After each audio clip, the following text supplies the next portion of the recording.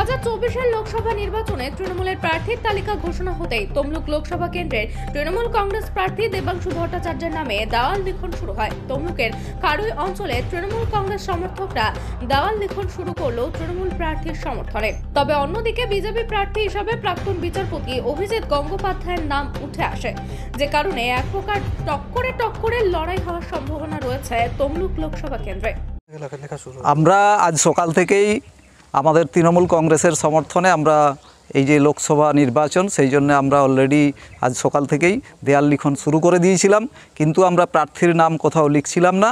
কিন্তু কিছুক্ষণ আগে আমরা বিভিন্ন সংবাদ মাধ্যমে জানতে পারি যে 42টি লোকসভা কেন্দ্রের প্রার্থীর নাম আমাদের নেত্রী মমতা ব্যানার্জি ঘোষণা করে দিয়েছেন।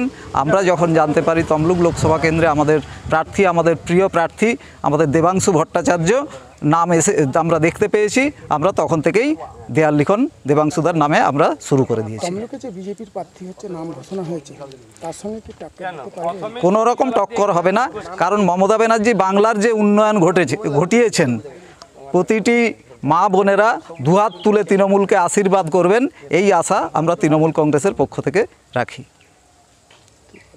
আপনার নাম? আমার নাম সুভাষ পেকুয়া, খারুই এক অঞ্চল সহসভাপতি তৃণমূল কংগ্রেস। জয়ের ব্যাপারে আমরা 100% আশাবাদী।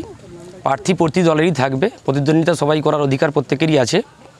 আমরা মানুষের ভোটে এই লোকসভা কেন্দ্রে গত পঞ্চায়েত নির্বাচনে আমরা 65,000 ভোটে এগিয়ে আছি। এই লোকসভা নির্বাচনে আমরা লক্ষাধিকের বেশি ভোটে আমরা জয়লাভ করাতে পারবো আমাদের প্রার্থীকে, এটা আমরা আশাবাদী। এই আসন্ন লোকসভা নির্বাচনে অপর যে কাঁথি লোকসভা কেন্দ্র, সেখানে প্রার্থী হচ্ছেন উত্তম বারিক এবং তার বিপক্ষে সৌমেন্দু অধিকারী পরিবারদের ছেড়ে এই প্রথম ভোট লড়াই করছে তৃণমূল। কতটা টাফ? দেখুন, কাঁথি লোকসভা কেন্দ্রে আমরা 1,23,000 ভোটে গত পঞ্চায়েত নির্বাচনে আমাদের জেলা পরিষদের ভিত্তিতে আমরা এগিয়ে আছি। এই নির্বাচনে গদ্দার অধিকারীর ভাই দিব্যেন্দু অধিকারী যিনি প্রার্থী হয়েছেন, তেনাকে আমরা সৌমেন্দ্র অধিকারী যিনি প্রার্থী হয়েছেন, তেনাকে আমরা 1.5 থেকে 2 লক্ষ ভোটের ব্যবধানে আমরা পরাজিত করব এবং উত্তম বারিক আমাদের 1.5 থেকে 2 লক্ষ ভোটে জয়যুক্ত হবেন। এই কিছুক্ষণ আগে হচ্ছে তোমার ঘোষণা হয়েছে, জানতে পারলেন কি করে? দেখুন, আমরা আমাদের এখন তো ফোনের মাধ্যমে আমরা আমাদের হোয়াটসঅ্যাপ যে গ্রুপ আছে আমাদের শহীদ মাতঙ্গিনী ব্লকের, সেই গ্রুপ থেকে আমরা জানলাম যে কাঁথি লোকসভা কেন্দ্রে আমাদের উত্তম বারিক এবং তমলুক লোকসভা কেন্দ্রে আমাদের রাজ্য তৃণমূল কংগ্রেসের মুখপাত্র তৃণমূল কংগ্রেস প্রার্থী দেবাংশু ভট্টাচার্য। বিজেপির তো এখনো ঘোষণা হয়নি।